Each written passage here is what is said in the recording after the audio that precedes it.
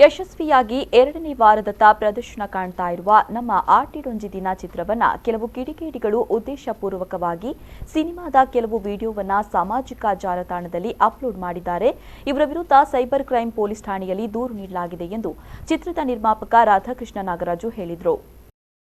ಅವರು ಮಂಗಳೂರಿನಲ್ಲಿ ಮಾಧ್ಯಮಗೋಷ್ಠಿ ನಡೆಸಿ ಮಾತನಾಡಿ, ನಾನು ಕನ್ನಡದವನು, ಆದರೆ ತುಳು ಭಾಷೆ ಮತ್ತು ಸಂಸ್ಕೃತಿಯನ್ನ ಮೆಚ್ಚಿ ತುಳುವಿನಲ್ಲಿ ಒಂದು ಚಿತ್ರವನ್ನ ನಿರ್ಮಿಸಿದ್ದೇನೆ. ನಾವು ಯಾರಿಗೂ ಸ್ಪರ್ಧೆ ಕೊಡಲು ಬಂದಿಲ್ಲ. ಕಷ್ಟಪಟ್ಟು ನನ್ನ ಗೆಳೆಯನ ಕನಸನ್ನ ಈಡೇರಿಸಲು ಚಿತ್ರ ನಿರ್ಮಿಸಿದ್ದೇನೆ. ಆದರೆ ಕೆಲವರು ತಿಳಿದೋ ತಿಳಿಯದೆಯೋ ಗೊತ್ತಿಲ್ಲ, ಸಿನಿಮಾದ ಕೆಲವು ವಿಡಿಯೋಗಳನ್ನ ಸಾಮಾಜಿಕ ಜಾಲತಾಣಗಳಲ್ಲಿ ಅಪ್ಲೋಡ್ ಮಾಡಿದ್ದಾರೆ. ಸುಮಾರು 20ಕ್ಕೂ ಹೆಚ್ಚು ವಿಡಿಯೋವನ್ನ ಡಿಲೀಟ್ ಮಾಡಿಸಿದ್ದೇವೆ.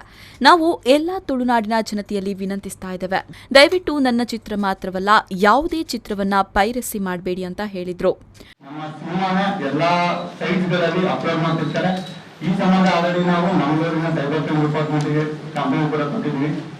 ಆಲ್ರೆಡಿ 20ಕ್ಕೂ ಹೆಚ್ಚು ಲಿಂಕ್ಗಳನ್ನ ಡಿಲೀಟ್ ಕೂಡ ಮಾಡ್ತಿದ್ವಿ.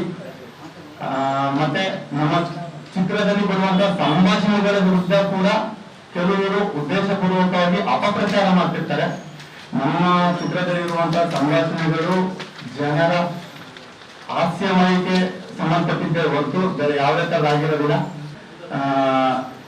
ಯಾವುದೇ ತರದ ಅಪಪ್ರಚಾರಗಳಿಗೆ ಕಿವಿಗೊಡದೆ ನಮ್ಮ ತುಳುನಾಡಿನ ಎಲ್ಲಾ ಜನರು ಕೂಡ ಥಿಯೇಟರ್ಗೆ ಬಂದು ಸಿನಿಮಾ ನೋಡ್ಬೇಕು ಅಂತ ಹೇಳಿ ನನ್ನ ಎಲ್ಲಾ ತುಳುನಾಡಿನ ಸರ್ವಧರ್ಮ ಜನತೆಗೆ ನಾನು ಕೇಳ್ಕೊತಾ ಇದ್ದೀನಿ.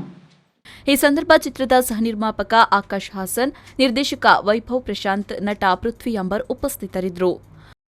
ಪವನ್ ಕಾಚಿಮಡ್ಕ, ವಿ4 ನ್ಯೂಸ್ 24/7 ಮಂಗಳೂರು.